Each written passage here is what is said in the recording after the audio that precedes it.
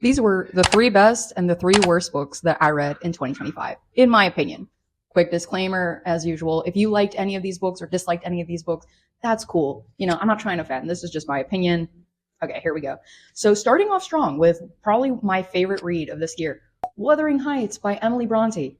Perfect. I loved this book. This was my first introduction to like traditional gothic horror. And I loved it because I went into it thinking that it's a romance because that's often how it's marketed, right?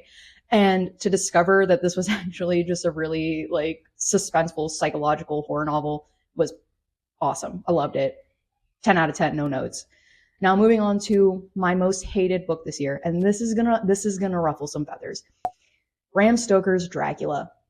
I hated this book. I cannot even begin to get into it in this video. If you do care to hear why, I have a 20-minute long review on YouTube if you want to go check it out. Someone even downvoted it because apparently they didn't like what I had to say, which is fine. It's cool, but you can have your opinion, but you can't call me a liar because everything I said was fucking true. Dude, like it was such a bad I will say his prose was fine. Like it's not necessarily the language he was using to write the story. It was the story itself and the pacing. But anyway, like I said, if you want to go actually hear what I have to say about it, there is an actual in-depth video that you can check out. Next, moving on to a book that I really enjoyed this year as well. We're going to go to Rivers Solomon's Model Home. This was, again, just beautifully written. The characters were so full and rounded out, and like the dynamics in this family, the experiences that they went through, the trauma, the everything, it just felt so real and also so like almost like a dream. Like it was like a hazy lucid dream, if that makes any. I know those two things don't really like make sense together, but it was one of those things where like as I was reading it, I just felt very invested in what these characters were going through. And River Solomon, probably one of my favorite contemporary authors, to be honest with you. So yeah, loved this book. Now moving on to another book that I didn't particularly care for. I'm not going to go as far as to say I hated it as much as I, like I did with Dracula, but this book just missed the mark for me. This was Ian Reid's I'm Thinking of Ending Things. And I know it's going to surprise some people because this book got such high praise.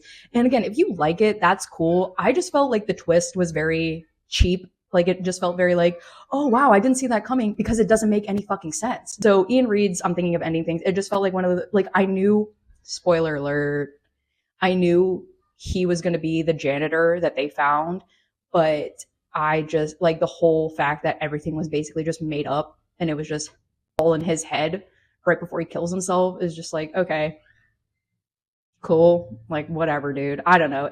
Some people really enjoyed that and they thought it made sense, and that's cool. For me, it just missed it. I was reading it and I was like, okay, don't care. Now for the last book of 2025 that I really thoroughly enjoyed, and this was the complete opposite of I'm Thinking of Ending Things for me, in the sense of like the twist that came at the end was one that I did not see coming. With most thrillers, there's going to be a twist. This was one of the books where I knew that there was going to be a twist, but when we finally got to it, I was like, mind blown.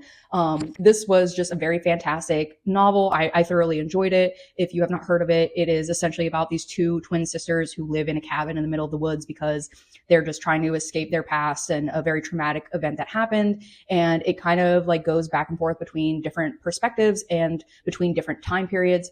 And it was just really beautifully done. This was like a classic hit for me when it comes to thrillers, hitting that mark of like surprising the reader. So yeah, really loved that and enjoyed reading that. And then the last book that just didn't quite hit for me was AJ Banner's The Twilight Wife.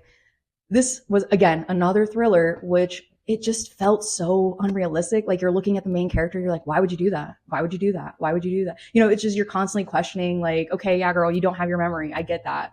But it felt like one of those things where you just had to suspend your belief way too much for any of this to be remotely plausible, that it just kind of like didn't hit for me. And then we get to the ending and it's like, and everything's awesome. Everything's great. Everything's fantastic. And you're like, I was hoping for like a little bit of, like, I'm not saying they couldn't have a happy ending, but it just felt like the whole point of this book was to just traumatize this poor woman. I don't know. I just didn't care for it. It's whatever. It's just not a book that I would ever recommend to someone, but it was fine. It was like, okay, whatever.